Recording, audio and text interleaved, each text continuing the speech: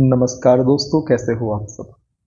दोस्तों, हमारी एमपीजीके की वीडियो सीरीज के इस वीडियो में हमें चर्चा करनी है मध्य प्रदेश के परिवहन के बारे में। और मैं आशा करता हूं कि आपके लिए हमारी इस वीडियो सीरीज से आपके एग्जाम की तैयारी में बहुत सहायता मिल रही होगी। इस ही बात को ध्यान में रखते हुए मैं निरंतर इस सीरीज को चला रहा हूं। इस वीडियो में चर्चा होनी है मध्य प्रदेश के परिवहन के बारे में। तो हम सभी जानते हैं 3 माध्यम से मध्य प्रदेश में परिवहन होता है: सड़क परिवहन, रेल परिवहन और वायु परिवहन। इन तीनों की चर्चा ही विस्तार से हमें अपने इस वीडियो में क्रमशः करनी है। शुरुआत हम कहां से करेंगे? सड़क परिवहन से करेंगे। तो जो बातें ज्यादा महत्वपूर्ण होंगी आपको ध्यान में रखने के लिए, उनकी चर्चा मैं आपको बताते हुए करूंगा कि कम से कम इस चीज को तो आपको नहीं भूलना है। ठीक, तो चलिए शुरुआत करते हैं सड़क परिवहन से। हम सभी जानते हैं कि सड़क परिवहन दोस्तों किसी भी देश के आर्थिक विकास के लिए एक महत्वपूर्ण बुनियादी ढांचा होता है। बहुत महत्वपूर्ण होता है क्योंकि दोस्तों जो रेल है या वायु परिवहन है, तो दोस्तों इनके जो साधन होते हैं जैसे मालगाड़ी, पैसेंजर ट्रेन, वायुयान, ये व्यक्ति के घर के दरवाजे तक नहीं जा सकते। यदि आप रेल परिवहन का उपयोग करना चाहते हैं तो आपको रेलवे स्टेशन जाना होगा। वायु परिवहन का उपयोग करना है तो आपके लिए एयरपोर्ट जाना होगा। लेकिन सड़क परिवहन में दोस्तों आपके घर के दरवाजे तक आपको सुविधा मिलती है। ट्रक, बस के माध्यम से, कार के माध्यम से, बाइक के माध्यम से, हर चीज दोस्तों सड़क पर ही चलती है।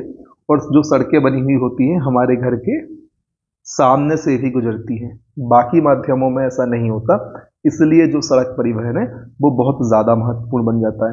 दोस्तों महत्वपूर्ण तो अपने अपने परिप्रेक्ष्य में तीनों परिवहन है, लेकिन सड़क परिवहन की एक विशेषता जो मुख्य है उसकी चर्चा हमने कर ली।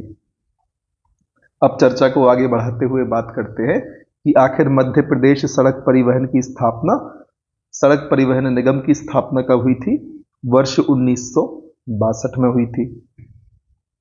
इस पॉइंट को आपको ध्यान रखना है, कब हुई थी? वर्ष 1962 में हुई थी।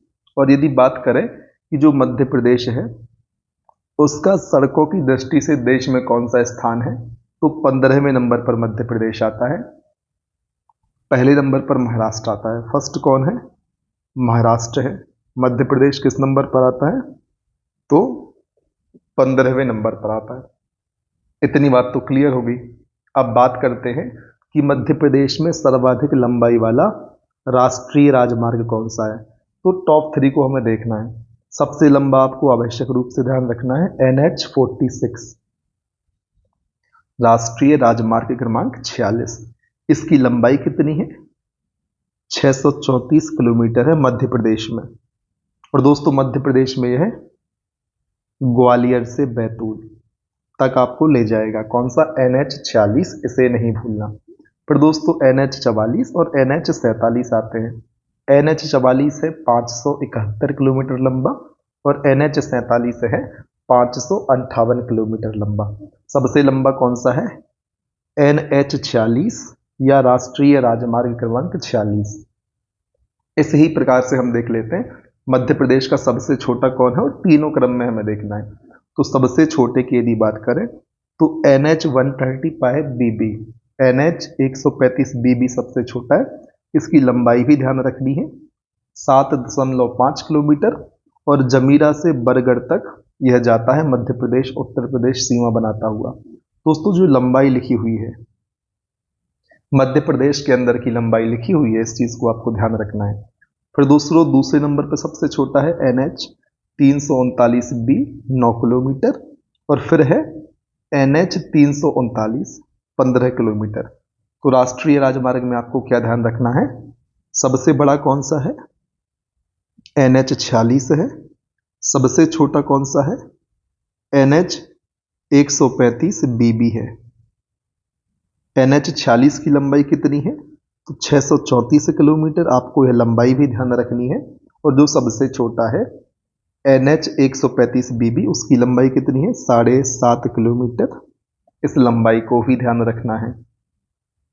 फिर बात करते हैं दोस्तों मध्य प्रदेश में कुल राष्ट्रीय राजमार्गों की संख्या वर्ष 2019 तक 44 थी, वर्तमान में बढ़कर कितनी हो गई है? 46 हो गई है।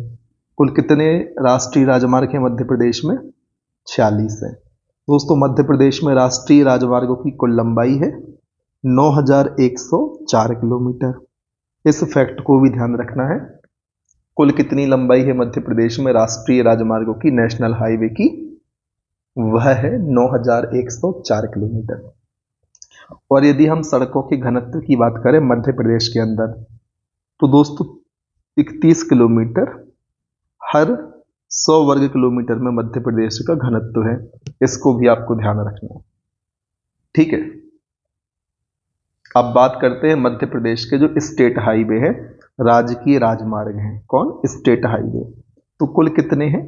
तो मध्य प्रदेश में कुल 94 स्टेट हाईवे हैं। राष्ट्रीय राजमार्ग कितने थे? कुल 46 हैं अब तक वर्तमान में। सबसे बड़ा राजमार्ग कौन सा है स्टेट लेवल का? तो स्टेट हाईवे या मध्य प्रदेश स्टेट हाईवे क्रमांक 62, यह सबसे बड़ा है या लंबा है। कहाँ से कहाँ तक? खिमलासा सागर से छिंदवाड़ा तक जाता है। और इसके संबंधित जिले कौन से हैं? सागर, रायसेन, होशंगाबाद, छिंदवाड़ा। कुल 327 किलोमीटर। फिर दूसरा सबसे लंबा कौन सा है? MPSH 59 है, जो झालावाड़ राजस्थान से छेगांव माखन खंडवा तक जाता है। संबंधित जिले कौन से हैं? आगर, उज्जैन, इंदौर, खरगोन, खंडवा। कुल 323 किलोमीटर लंबाई। आपको सबसे लंबा याद रखना है, सबसे छोटा याद रखना है, ठीक है, ज्यादा दिमाग नहीं लगाना। सबसे छोटा कौन सा है? MPSH 1A। कौन सा है सबसे छोटा? MPSH Madhya Pradesh state highway क्रमांक 1A। दोस्तों 5 किलोमीटर लंबा है और भिंड में दोस्तों अटेर अप्रोच रोड पर स्थित है। दूसरा सबसे छोटा दोस्तों, ज्यादा परेशान नहीं होना है, MPSH 38A है, राव से मऊ, इंदौर, 8 किलोमीटर। मैं क्यों बता रहा हूं? क्योंकि यहां पर दर्शित है, इसलिए मैं आपके समक्ष इन फैक्ट को रख रहा हूं। तो मध्य प्रदेश के संदर्भ में क्या याद रखना है? सबसे लंबा है MPSH 62 और सबसे छोटा है Madhya Pradesh state highway 1A। और जो सबसे लंबा है उसकी लंबाई यहाँ पर 327 किलोमीटर दी हुई है और जो सबसे छोटा है उसकी लंबाई यहाँ पर 5 किलोमीटर दी हुई है। तो इन चीज़ों को याद रख लेना है और ज़्यादा लोड नहीं लेना है। अब एक न्यूज़ यहाँ पर दी हुई है समाचार के पन्नों से, क्या है? मध्य प्रदेश में शुरू होगा रिवर क्रूज टूरिज्म। अब देखते हैं भाई कहाँ से शुरू होगा। तो दोस्तों मध्य प्रदेश के बड़वानी से शुरू होकर गुजरात के स्टैच्यू ऑफ यूनिटी तक जाएगा रिवर क्रूज टूरिज्म। और दोस्तों यह जो है नेशनल वाटरवे क्रमांक 73 से होकर जाएगा। NW राष्ट्रीय जलमार्ग 73 से होकर जाएगा। कौन सा? मध्य प्रदेश का रिवर क्रूज टूरिज्म। दोस्तों क्रूज मध्य प्रदेश सहित महाराष्ट्र और गुजरात राज्य से गुजरेगा और इसकी कुल दूरी होगी 135 किलोमीटर। पूछा जा सकता है इसमें MP, महाराष्ट्र और गुजरात राज्य शामिल होंगे। कुल लंबाई होगी कितनी? 135 किलोमीटर। इतने बिंदु आपको ध्यान रखने हैं। अब बात करते हैं मध्य प्रदेश के नए राष्ट्रीय राजमार्ग। नए हैं इसलिए हम चर्चा कर रहे हैं। सम संख्या आवंटित और विषम संख्या आवंटित। सम संख्या में NH 30, 34, 44, 46, 52 है। विषम संख्या में NH 27, 39, 43, 45 और 47 है। ठीक है, तो दोस्तों यहां आप इतना सारा याद रखेंगे संभव नहीं हो पाएगा, ठीक, क्योंकि काफी सारे फैक्ट हमें याद करने होते हैं, तो बहुत ज़्यादा कन्फ्यूज़न हो जाएगा यदि आप इस सारी टेबल को याद करेंगे जो यहाँ पर नीचे आपको दी हुई है। तो इसको आप अपने हिसाब से देखें, अनुमान लगाएं, मैप के माध्यम से देख सकते हैं कौन सा कहाँ से गुजरता है। और फिर यदि MPPSC आपसे प्रश्न पूछता है तो अनुमान के आधार पर आप आंसर कर सकते हैं। और यदि आपको याद हो जाए तो फिर वो आपकी इच्छा है, मैं सुझाव नहीं देता, वो आपके ऊपर है।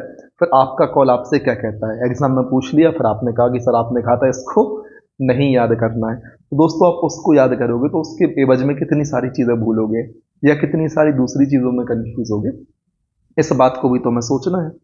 तो खैर जो नए राष्ट्रीय राजमार्ग हैं उनको तो हम कवर कर सकते हैं, प्रयास भी कर लेते हैं। बाकी जो ओवरऑल हमारे यहाँ पर 46 राष्ट्रीय राजमार्ग हैं उन सब के जिले किन किन के बीच में से गुजरते हैं वो याद रख पाना मानव के लिए तो संभव नहीं है। तो चलिए शुरुआत करते हैं, थोड़ा बहुत ऊपर ऊपर का अनुमान। सम संख्या आवंटित राष्ट्रीय राजमार्ग की NH 30 जो है दोस्तों सितारगंज उत्तराखंड से इब्राहिमपट्टनम आंध्र प्रदेश तक जाता है और मध्य प्रदेश में रीवा, जबलपुर, मंडला से गुजरता है। इसी प्रकार से प्रश्न MPPSC पूछ चुका है एक बार दो बार कि ये किन किन जिलों से गुजरता है, कहाँ से नहीं गुजरता। तो दोस्तों जो नए हैं कम से कम उनकी चर्चा हम कर लेते हैं। NH 34 दोस्तों गंगोत्री धाम उत्तराखंड से लखनादौन मध्य प्रदेश, और मध्य प्रदेश में छतरपुर, हीरापुर, दमोह, जबलपुर, लखनादौन, ये दोस्तों 5 जिले आते हैं NH 34 के रास्ते में। फिर NH 44 श्रीनगर जम्मू कश्मीर से कन्याकुमारी तमिलनाडु तक, और मध्य प्रदेश के ग्वालियर, सागर, लखनादौन, सिवनी इसमें आते हैं। फिर दोस्तों NH 46 जरूर याद रख लें क्योंकि यह मध्य प्रदेश का सबसे बड़ा है दोस्तों, 634 किलोमीटर लंबा। ग्वालियर से बैतूल मध्य प्रदेश में, ग्वालियर, शिवपुरी, गुना, ब्यावरा, भोपाल, अब्दुल्लागंज, होशंगाबाद, बैतूल से गुजरता है। मध्य प्रदेश का सबसे लंबा सड़क मार्ग है, 634 किलोमीटर। फिर NH 52 संगरूर पंजाब से अंकोला कर्नाटक जाता है और मध्य प्रदेश का राजगढ़, ब्यावरा, देवास, इंदौर, सेंधवा इसके रास्ते में आते हैं। और दोस्तों यहां पर आप इन 5 राष्ट्रीय राजमार्गों को देख सकते हैं, इनको ट्रैक कर सकते हैं, कहां से एंट्री लेते हैं और कहां पर समापन होता है। ठीक है, तो फिर ये चीज मैं आपके ऊपर छोड़ता हूं, आपको इस मैप का अध्ययन कर लेना है ताकि आप एस्टिमेट या अनुमान लगा पाए अपने एग्जाम में। अब देखते हैं विषम संख्या आवंटित राष्ट्रीय राजमार्ग को। NH 27 पोरबंदर गुजरात से सिलचर असम जाता है और मध्य प्रदेश का शिवपुरी पड़ता है। जो एक जिस राष्ट्रीय राजमार्ग के रास्ते में एक जिला पड़े उसे आप याद रख सकते हैं, आसान पड़ जाता है। जैसे शिवपुरी पड़ता है NH 27 के रास्ते में, पोरबंदर से सिलचर असम जाता है। ठीक है, NH 39 की बात करें तो झांसी उत्तर प्रदेश से रांची झारखंड जाता है। इस बीच मध्य प्रदेश के छतरपुर, पन्ना, सतना, रीवा, सीधी, सिंगरौली से होकर गुजरता है। फिर NH 43 दोस्तों गुलगंज मध्य प्रदेश से चौबासा झारखंड जाता है और मध्य प्रदेश में छतरपुर, कटनी, उमरिया, शहडोल, अनूपपुर से गुजरता है। फिर NH 45 ओबेदुल्लागंज मध्य प्रदेश से बिलासपुर छत्तीसगढ़ जाता है और मध्य प्रदेश में ओबेदुल्लागंज, बरेली, तेंदुखेड़ा, जबलपुर, शाहपुरा, डिंडोरी होते हुए जाता है। NH 47 की बात करें तो बामन बौरे गुजरात से नागपुर मध्य प्रदेश जाता है और मध्य प्रदेश के झाबुआ, धार, इंदौर, हरदा, बैतूल से गुजरता है। आप देख सकते हैं, मैं आपको दिखा ही देता हूं कि जो NH 52 है जयपुर, कोटा होते हुए राजगढ़, देवास, इंदौर, सेंधवा से मध्य प्रदेश से गुजरता है। तो दोस्तों इस प्रकार से आपको बाकी सभी राष्ट्रीय राजमार्गों को भी देख लेना है, सम और विषम। और दोस्तों यहां पर लगभग सभी राष्ट्रीय राजमार्गों की लंबाई, संबंधित मार्ग और संख्या दी हुई है, तो आप इसे चाहें तो एक बार देख सकते हैं। मैं यहां पर वीडियो को कुछ समय के लिए रोक देता हूं, आप इनके स्क्रीनशॉट लेके इन्हें देख सकते हैं। याद कर पाना तो संभव नहीं होगा, ठीक है। उम्मीद है आपने अब तक इनके स्क्रीनशॉट या यदि आप इनको पढ़ना चाहते हैं तो इसकी व्यवस्था आपने कर ली होगी। अब बात करते हैं दोस्तों पहले समाचार के पन्नों से और फिर बाकी अपनी चर्चा को आगे बढ़ाएंगे। देश का पहला 8 lane greenfield expressway Madhya Pradesh के 3 जिले मंदसौर, झाबुआ, रतलाम से होकर गुजरेगा और भारत में यह एक्सप्रेसवे दिल्ली से मुंबई तक जाएगा। पहला 8 लाइन कहां से कहां तक? दिल्ली से मुंबई तक जाएगा और मध्य प्रदेश के 3 जिले कौन कौन से? मंदसौर, रतलाम और झाबुआ से होकर गुजरेगा। इतना आपको ध्यान रख लेना है 8 लेन एक्सप्रेस वे के बारे में। फिर बात करते हैं सर्वाधिक सड़क वाला जिला कौन सा है? सीधी है मध्य प्रदेश का। सर्वाधिक सड़क घनत्व वाला जिला सतना है, न्यूनतम सड़क वाला जिला झाबुआ है और न्यूनतम सड़क घनत्व वाला जिला श्योपुर है। तो आपको कैसे ध्यान रखना है? सीधी, सतना, झाबुआ, श्योपुर। सीधी सतना झाबुआ श्योपुर। शुरुआती दो अधिक वाले हैं, लास्ट के दो कम वाले हैं, सीधी सतना झाबुआ श्योपुर। और शुरुआती दो में जो पहला वाला है वो सर्वाधिक सड़क की दृष्टि से है और दूसरा डेंसिटी की दृष्टि से है। ऐसे दूसरे स्लॉट में जो पहले वाला है सबसे कम सड़क की दृष्टि से है और सबसे कम सड़क घनत्व की दृष्टि से है। जैसे सबसे ज्यादा सड़क सीधी में, सबसे ज्यादा सड़क घनत्व सतना में, सबसे कम सड़क झाबुआ में, सबसे कम सड़क घनत्व श्योपुर में। इस प्रकार से आपको पढ़ना है। और मध्य प्रदेश का सबसे लंबा सड़क पुल कौन सा है? तवा पुल है, इसे भी ध्यान रखना है। और दोस्तों मध्य प्रदेश सरकार द्वारा सड़क वर्ष 2005 को घोषित किया गया था, इतना ध्यान रखना है, इसे नहीं भूलना। सबसे ज्यादा सड़कें कहां पर हैं? सीधी में है। घनत्व कहां पर सबसे ज्यादा है? सतना में है। सबसे कम सड़कें कहां पर है? झाबुआ में है। सबसे कम सड़क घनत्व कहां पर है? श्योपुर में है। इस प्रकार से चीजों को आप यदि याद कर लेते हैं तो आपको सहूलियत होगी। हाँ, जो फैक्ट अब हम पढ़ रहे हैं उनसे कंप्रोमाइज आप नहीं कर सकते, उनको तो आपको याद करना ही है, ध्यान रखना ही है। ये एग्जाम के लिहाज से महत्वपूर्ण हो जाते हैं। तो जो चीजें आपको बिल्कुल भूलना ही नहीं है उनकी चर्चा मैं कर दूंगा। एग्जाम प्रीमियर लीग, यहां से प्रश्न बन चुके हैं एमपीपीएससी में, मैं आपकी जानकारी के लिए आपको बता दूं। दोस्तों नर्मदा एक्सप्रेसवे प्रस्तावित है अनूपपुर से झाबुआ, ये मात्रा यहां पहुंच गई। फिर दोस्तों याद रखना है नर्मदा एक्सप्रेसवे अनूपपुर से झाबुआ के लिए प्रस्तावित है। फिर चंबल एक्सप्रेसवे जिसे कहते हैं अटल बिहारी वाजपेयी एक्सप्रेसवे, यह भी प्रस्तावित है कोटा श्योपुर मुरैना भिंड इटावा। आपको इनको ध्यान रखना है। जो चंबल एक्सप्रेसवे है उसे ही कहते हैं अटल बिहारी एक्सप्रेसवे, अटल बिहारी वाजपेयी एक्सप्रेसवे। फिर दोस्तों दिल्ली मुंबई एक्सप्रेसवे मई 2019 में प्रस्तावित है। और दोस्तों यह मध्य प्रदेश के 144 गांव व 3 जिले से गुजरेगा। कौन कौन से? मंदसौर, रतलाम और झाबुआ।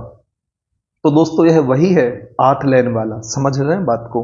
मध्य प्रदेश के 144 गांव और 3 जिलों से गुजरेगा, जिसमें मंदसौर, झाबुआ और रतलाम शामिल है। दिल्ली मुंबई एक्सप्रेसवे पहला 8 लेन ग्रीन फील्ड एक्सप्रेसवे है, इसको याद रखना है। फिर बात करते हैं मुख्यमंत्री सड़क योजना की। कब शुरू हुई थी? वर्ष 2010-11 में हुई थी। और दोस्तों उद्देश्य था सामान्य क्षेत्रों में 500 से कम और अनुसूचित क्षेत्रों में 250 से कम जनसंख्या पर सड़क का निर्माण करवाना। कम कम क्यों लिखा? क्योंकि जो अधिक वाला विकल्प था वह प्रधानमंत्री सड़क योजना ने लिया है, उसकी चर्चा भी हमें करनी है। तो जो मुख्यमंत्री सड़क योजना है कब की है? 2010-11 की है। इसमें क्या कहा गया था कि जो सामान्य क्षेत्र हैं जिनकी जनसंख्या 500 से कम है तो वहां सड़क बनाई जाएगी, और अनुसूचित क्षेत्रों में 250 से कम जनसंख्या पर सड़क बनाई जाएगी। फिर दोस्तों अमृत योजना AMRUT 2015 की फुल फॉर्म आपको ध्यान रखना है, Atal mission for rejuvenation and urban transformation. कब की योजना है? वर्ष 2015 की है। उद्देश्य है जल, सीवेज व परिवहन, सिटी बस की सुविधा उपलब्ध करवाना। कौन कौन सा? जल कराना, सीवेज सिस्टम और परिवहन अर्थात सिटी बस की सुविधा उपलब्ध करवाना। Atal mission for rejuvenation and urban transformation अर्थात अमृत योजना का उद्देश्य है। फिर मुख्यमंत्री खेत सड़क योजना 1 जनवरी 2014 को लाई गई। उद्देश्य था मनरेगा मजदूरों की सहायता से किसानों को घर से खेत तक सड़क उपलब्ध करवाना। 1 जनवरी 2014। आप पूरा ध्यान न रख पाए तो सबसे पहले 2014 याद रखें कि मुख्यमंत्री खेत सड़क योजना किस वर्ष आई? 2014 में आई। फिर 1 जनवरी आप आराम से याद कर लें।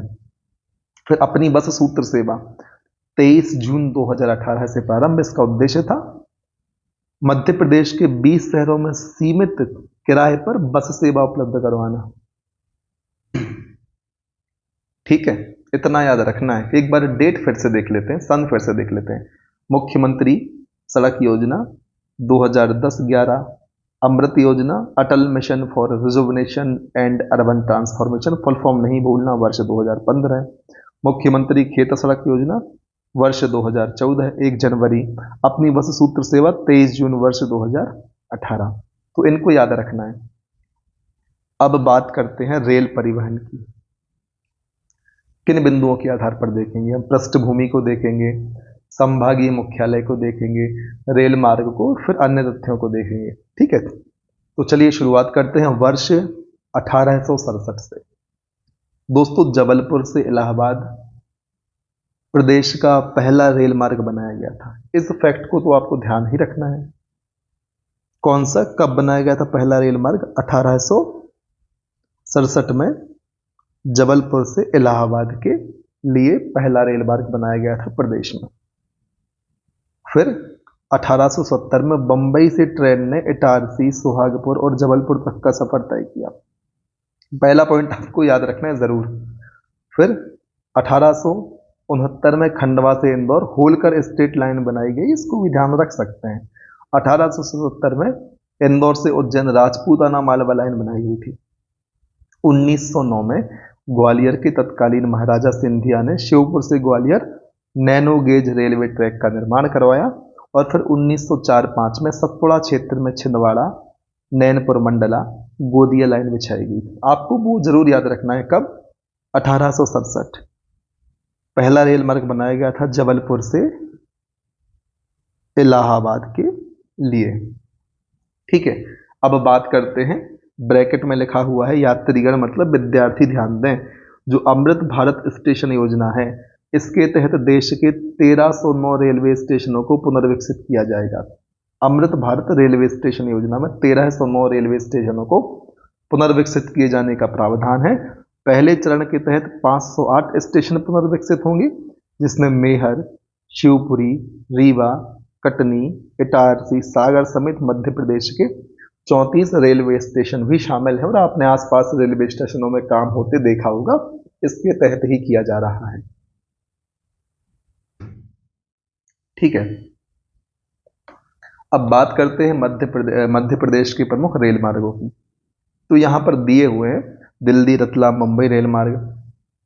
ज्यादा परेशान नहीं होना इनको लेकर। दिल्ली आगरा भोपाल इटारसी रेल मार्ग, कोलकाता जबलपुर मुंबई इटारसी रेल मार्ग, चेन्नई हैदराबाद इटारसी दिल्ली रेल मार्ग, इलाहाबाद कटनी जबलपुर मुंबई रेल मार्ग। इनको लेकर परेशान नहीं होना, लेकिन अब जो तथ्य आ रहे हैं उनको भूलना भी नहीं है। जिनको मैं कहूं उनको नहीं भूलना, उनको तो भूलना ही नहीं है। बाकी जो मैं कहता हूं वो आपके ऊपर है, उन्हें आप याद कर सकते हैं। जैसे दोस्तों, क्या ध्यान रखना है, रेलवे स्लीपर बनाने का कारखाना बुधनी में स्थित है। ठीक, जिला आप बताएंगे। रेलवे कोच फैक्ट्री दोस्तों निशातपुरा भोपाल में स्थित है। स्लीपर कहां पर? Budhni. Railway coach factory Nishatpura Bhopal. और दोस्तों, आईएसओ प्रमाणित स्टेशन है रानी कमलापति रेलवे स्टेशन। इसका पुराना नाम क्या है, ये आप बताएंगे कमेंट सेक्शन में। दोस्तों, देश की पहली आईएसओ प्रमाणित ट्रेन है भोपाल एक्सप्रेस। देश का पहला निजी रेलवे स्टेशन है रानी कमलापति स्टेशन, किस ग्रुप के पास है, इसका आंसर भी आप देंगे। प्रदेश का पहला पिंक रेलवे स्टेशन है Madan Mahal Jabalpur. Pink railway station का मतलब क्या है, यह आप हमें बताएंगे। स्प्रिंग कारखाना, कौन सा स्प्रिंग? रेल स्प्रिंग कारखाना कहां पर है? ग्वालियर में है। फिर दोस्तों, पश्चिम मध्य रेलवे का मुख्यालय है जबलपुर। कब बना था? 4 जुलाई 2002 को बना था। पश्चिम मध्य रेलवे का मुख्यालय जबलपुर में। प्रदेश का सबसे बड़ा रेलवे जंक्शन है इटारसी। रेल सेवा आयोग का मुख्यालय है जबलपुर। प्रदेश का सबसे बड़ा रेलवे जंक्शन कौन सा है? इटारसी, ये ध्यान रखना है। और रेल सेवा आयोग का मुख्यालय दोस्तों कहां पर है? भोपाल में है। रेल सेवा आयोग का मुख्यालय भोपाल, ध्यान रखना है। पश्चिम मध्य रेलवे का मुख्यालय है जबलपुर में। और दोस्तों, ग्रीन ट्रेन देश की पहली कौन सी है? भोपाल एक्सप्रेस है, इसको भी ध्यान रख लें। और बस दोस्तों, वर्ष 2021 में स्टैच्यू ऑफ यूनिटी के लिए मध्य प्रदेश के रीवा से गुजरात के केवड़िया तक, कहां से? रीवा से गुजरात के केवड़िया तक एक ट्रेन की शुरुआत की गई थी 2021 में। और दोस्तों, 2021 में प्रदेश की पहली किसान एक्सप्रेस ट्रेन प्याज लेकर इंदौर से गुवाहाटी के लिए रवाना हुई। बस 21 में चली थी पहली किसान एक्सप्रेस, इतना आप ध्यान रख लेंगे तो आपका काम चल जाएगा। अब दोस्तों, नोट पॉइंट क्या है? कुछ अन्य स्रोतों में पश्चिम मध्य रेलवे के मुख्यालय की स्थापना 2003 में लिखी हुई है, जबकि आधिकारिक वेबसाइट में 4 जुलाई 2002 का अधिसूचना जारी की गई लिखा हुआ है। तो आपको यहां पर अपने विवेक का उपयोग करना है। साइट पे क्या लिखा है? आधिकारिक वेबसाइट पे 4 जुलाई 2002 को अधिसूचना जारी की गई थी, ऐसा लिखा मिलता है। तो फिर अपना विवेक लगाएं फिर एग्जाम में आप। अब देखते हैं वर्ष 2002 में भारतीय रेलवे जोन के पुनर्गठन के बाद मध्य प्रदेश की रेलवे लाइनें 6 रेलवे जोन के अंतर्गत आती हैं। अब हम चर्चा कर लेते हैं। सबसे पहले पश्चिमी जोन, इसमें रतलाम डिवीजन जिसमें इंदौर जंक्शन उज्जैन जंक्शन आते हैं। फिर बड़ौदरा डिवीजन। पश्चिम जोन की हमने देखी। अब बात करते हैं पश्चिम मध्य जोन की, तो इसमें जबलपुर डिवीजन जिसमें कटनी जंक्शन और रीवा जंक्शन आते हैं। भोपाल डिवीजन में दोस्तों बीना जंक्शन इटारसी जंक्शन आते हैं। कोटा डिवीजन में दोस्तों सुभाषरा जंक्शन मंदसौर आता है। इनको आप मोटे मोटे तौर पर याद रख लें। आप भौगोलिक लोकेशन समझेंगे तो ऑटोमेटिकली अनुमान लगा देंगे कि भाई जबलपुर के पास कटनी है, ठीक है, और रीवा है ना, उसी डायरेक्शन में देखेंगे तो आप अनुमान लगा पाएंगे। अब भोपाल डिवीजन में बीना और इटारसी आएगा, तो बीना और इटारसी भोपाल में आएगा। भोपाल में कटनी का अनुमान थोड़ा लगाएंगे आप, तो मैप वगैरह आप सही से देखेंगे तो जो जिले वाली चीजें हैं ना उनकी बढ़िया एस्टिमेट आप लगा पाएंगे। इसलिए मैं आपसे कहता हूं मैप देखते रहिए। फिर दक्षिण पूर्वी मध्य जोन की बात करें तो बिलासपुर डिवीजन और नागपुर डिवीजन। बिलासपुर डिवीजन में अनूपपुर, शहडोल और उमरिया जंक्शन आता है। नागपुर डिवीजन में बालाघाट और नैनपुरा जंक्शन मंडला आता है। उत्तरी मध्य जोन की बात करें तो झांसी डिवीजन के अंतर्गत ग्वालियर जंक्शन, ओरछा जंक्शन और खजुराहो जंक्शन आता है। मध्य रेलवे जोन की बात करें तो भुसावल डिवीजन और नागपुर डिवीजन। तो भुसावल डिवीजन में खंडवा जंक्शन, बुरहानपुर जंक्शन आता है और नागपुर डिवीजन में बैतूल जंक्शन आता है।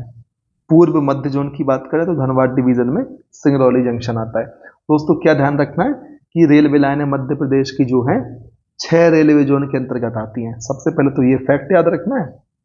फिर पश्चिमी जोन, पश्चिमी मध्य जोन, दक्षिण पूर्वी मध्य जोन, उत्तरी मध्य जोन, मध्य रेलवे जोन, पूर्वी मध्य जोन, इनको आप मैप में एक बार देख लेंगे तो आपको अनुमान लग जाएगा।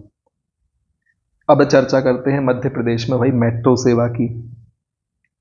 ठीक है, तो भोज मेट्रो भोपाल में है, इंदौर तो इंदौर में है और जबलपुर में प्रस्तावित है। तो बात कर लेते हैं, ये भी शुरू नहीं हुई है दोस्तों, काम चल रहा है, कार्य प्रगति पर है। गति अवरोधक आगे, कृपया धीरे चले, ऐसा आपको मिल जाता होगा नगर पालिका के जो बैरिगेट्स होते हैं उनमें लिखा हुआ। तो दोस्तों जो भोज मेट्रो तैयार की जा रही है उसकी लंबाई है 27.87 किलोमीटर। इंदौर मेट्रो की लंबाई है 31.55 किलोमीटर। ये प्रस्तावित है दोस्तों। भोपाल मेट्रो की लंबाई नहीं पता लेकिन वो भी प्रस्तावित है। अब फिर दोस्तों विद्यार्थीगण कृपया ध्यान दें दोस्तों, मध्य प्रदेश में वंदे भारत एक्सप्रेस 1 अप्रैल 2023 से रानी कमलापति स्टेशन से नई दिल्ली के लिए वंदे भारत एक्सप्रेस को हरी झंडी दी गई। और दोस्तों इस ट्रेन की अधिकतम गति है 160 किलोमीटर प्रति घंटा। ये तो हो गई दोस्तों रेलवे की बात। अब बारी आती है मध्य प्रदेश में वायु परिवहन की। तो दोस्तों किन किन बिंदुओं पर चर्चा होगी कि भाई शुरुआत कब हुई, मध्य प्रदेश के एयरपोर्ट की चर्चा करेंगे, मध्य प्रदेश की प्रमुख हवाई पट्टियों को जानेंगे और अन्य तथ्यों की चर्चा करेंगे। ठीक है, एक एक करके। तो शुरुआत कर लेते हैं कि आखिर भाई स्थापना कब हुई या शुरुआत कब हुई। दोस्तों स्थापना जैसी बात नहीं है, बात करनी है शुरुआत की। तो दोस्तों पहली वायुयान सेवा ध्यान रखना है 26 जुलाई 1948। 26 जुलाई 1948 को इंदौर के ग्वालियर और दिल्ली और मुंबई के लिए प्रारंभ की गई। कहाँ से? इंदौर से ग्वालियर के लिए और दिल्ली से मुंबई के लिए। कब? 1948 को। दिनांक देख लें 26 जुलाई को। फिर दोस्तों कुल एयरपोर्ट की संख्या की बात करें मध्य प्रदेश में तो इनकी संख्या है 5, जिसमें दोस्तों राजा भोज एयरपोर्ट है भोपाल में, डुमना एयरपोर्ट जिसे हम रानी दुर्गावती एयरपोर्ट कहते हैं यह जबलपुर में। दोस्तों ध्यान रखना है रानी दुर्गावती एयरपोर्ट को ही डुमना एयरपोर्ट कहा जाता है। फिर अहिल्याबाई इंटरनेशनल एयरपोर्ट दोस्तों इंदौर में है, विजयाराजे सिंधिया एयरपोर्ट ग्वालियर में है और सिविल एरोड्रोम एयरपोर्ट खजुराहो में है। इनको आपको ध्यान रखना है, आप इनके बारे में जानते भी होंगे तो ज़्यादा विस्तार से यहाँ पर हम चर्चा नहीं करते। फिर अन्य तथ्यों की बात करें तो दोस्तों मध्य प्रदेश से पहली अंतर्राष्ट्रीय उड़ान भोपाल एयरपोर्ट से हज यात्रा के लिए 2010 में हुई थी। तो दोस्तों मध्य प्रदेश का पहला अंतर्राष्ट्रीय एयरपोर्ट कौन सा है? इंदौर है। पहली अंतर्राष्ट्रीय उड़ान कब हुई थी दोस्तों? भोपाल एयरपोर्ट से हुई थी 2010 में हज यात्रा के लिए। पहला अंतर्राष्ट्रीय एयरपोर्ट कौन सा है? इंदौर है। तो दोस्तों इंदौर एयरपोर्ट से पहली अंतर्राष्ट्रीय उड़ान इंदौर से दुबई के लिए 15 जुलाई 2019 को हुई थी। और सामान की होम डिलीवरी करने वाला दोस्तों ये इनोवेशन इंदौर में लगा दें आप, जून 2019। दोस्तों मध्य प्रदेश का सबसे बड़ा और व्यस्ततम एयरपोर्ट इंदौर। सौर ऊर्जा आधारित पहला एयरपोर्ट मध्य प्रदेश का अहिल्याबाई एयरपोर्ट इंदौर। तो बहुत सारी चीजें तो इंदौर ही हो गई।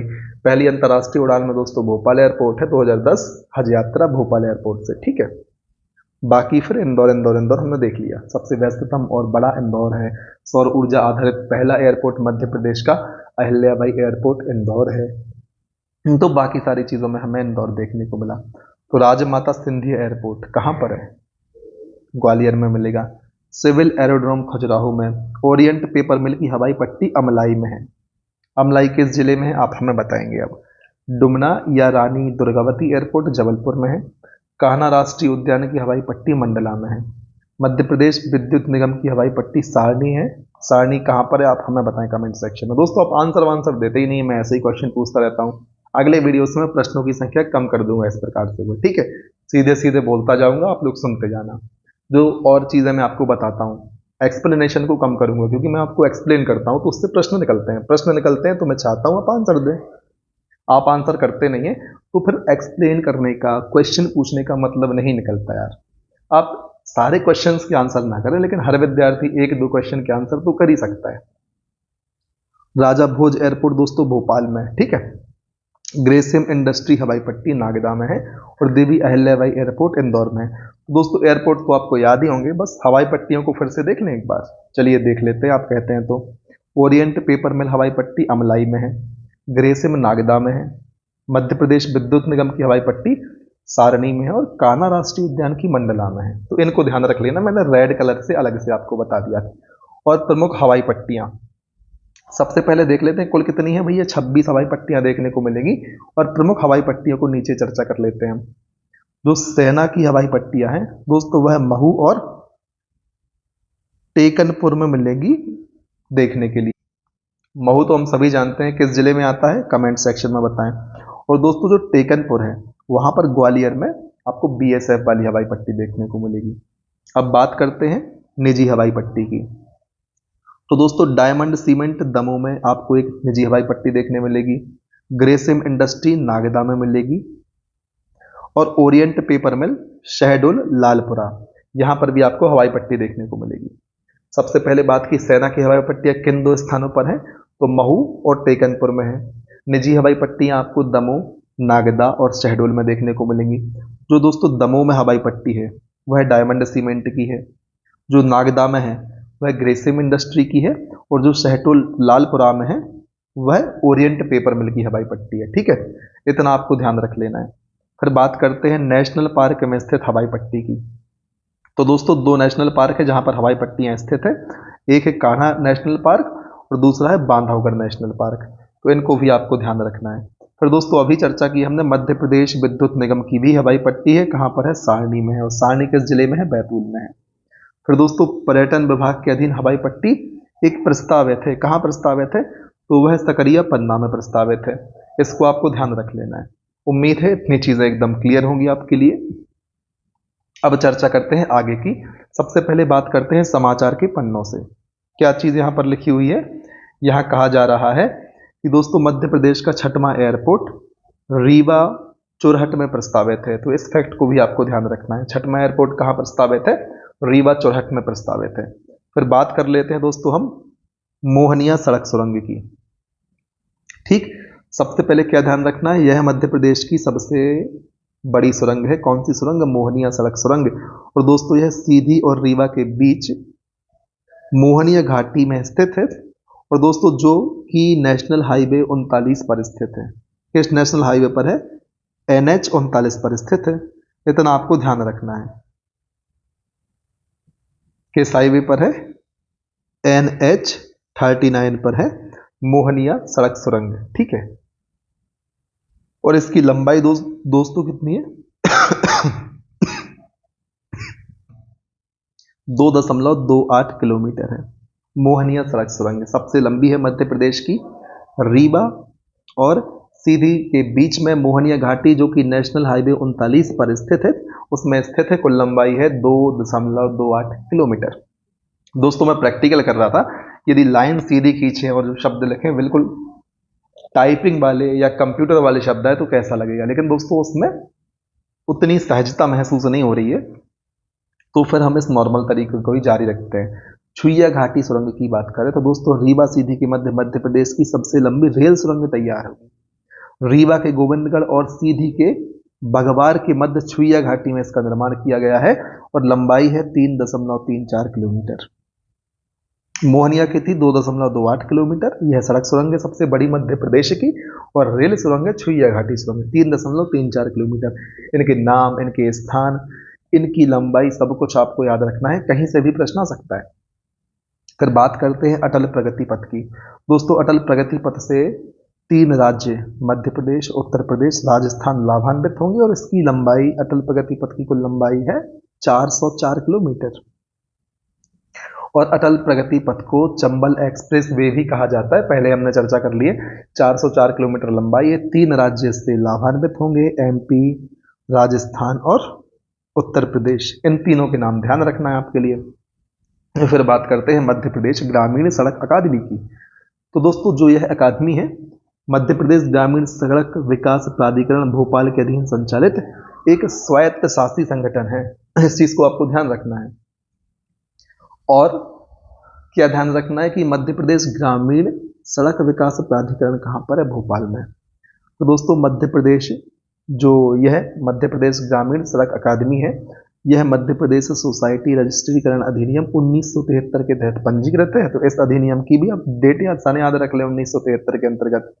तो दोस्तों जो यह अकादमी है 1 अप्रैल 2018 से भोपाल में अपना कार्य प्रारंभ कर चुकी है और इसे एशियाई बैंक द्वारा फंड किया जाता है।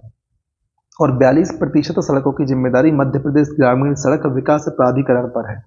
कहां पर है दोस्तों? यह भोपाल में है। फिर बात करते हैं रानी कमलापति रेलवे स्टेशन की। दोस्तों हबीबगंज स्टेशन का निर्माण कब हुआ था? 1905 में हुआ था। इस समय इसे हम कहते थे शाहपुर, पहले कहते थे शाहपुर, फिर नाम हुआ हबीबगंज। अब दोस्तों रानी कमलापति रेलवे स्टेशन कर दिया। और दोस्तों शाहपुर कहते थे जब 1905 में बना था, हबीबगंज कहने लगे थे 1979 से। और दोस्तों अब इसका नाम कब? 2021 में क्या कर दिया? रानी कमलापति। ठीक है, करीब 42 साल बाद नाम बदलकर 15 नवंबर 2021 को रानी कमलापति स्टेशन किया गया है। फिर बात कर लेते हैं भाई पिंक स्टेशन की। पिंक रेलवे स्टेशन दोस्तों ऐसा रेलवे स्टेशन होता है, प्रश्न भी मैं आपसे पूछ चुका हूं, भले आप आंसर नहीं देते, जहां स्टेशन मास्टर से लेकर सफाई कर्मी, सुरक्षा कर्मी तक सभी महिलाएं होंगी। दोस्तों 8 मार्च, कब? 8 मार्च 2019 को जबलपुर के मदन महल को मध्य प्रदेश का पहला पिंक रेलवे स्टेशन और भारत का तीसरा पिंक रेलवे स्टेशन होने का दर्जा दिया गया।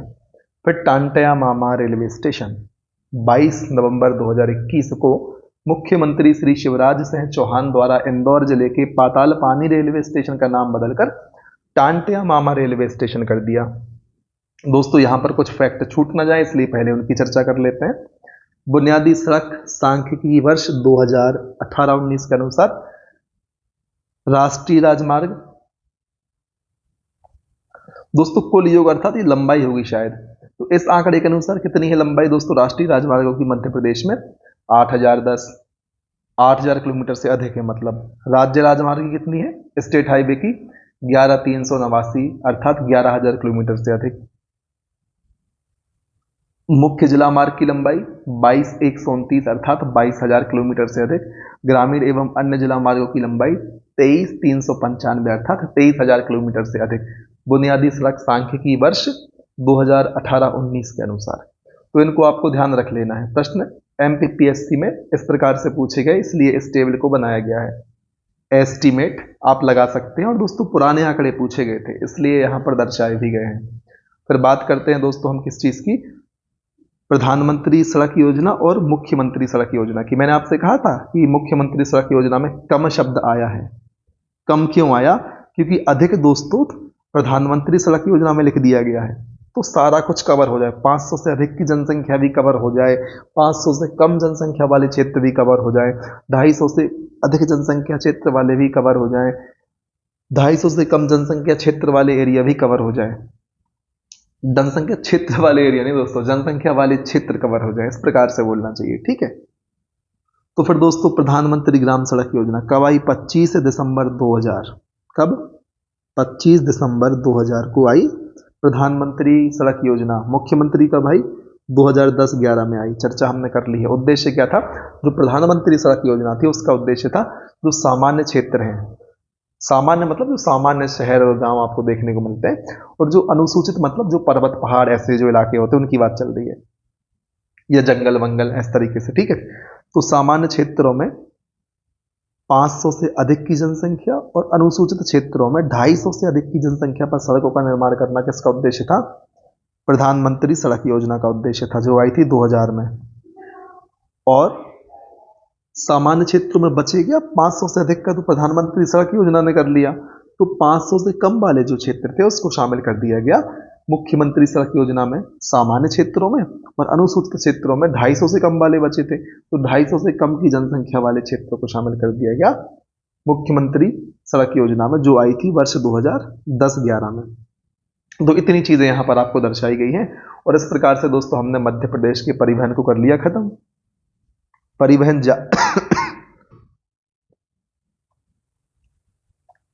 परिवहन टॉपिक को खत्म कर लिया, क्योंकि परिवहन तो हो रहा है लगातार, दिन रात हो रहा है, 24 घंटे हो रहा है।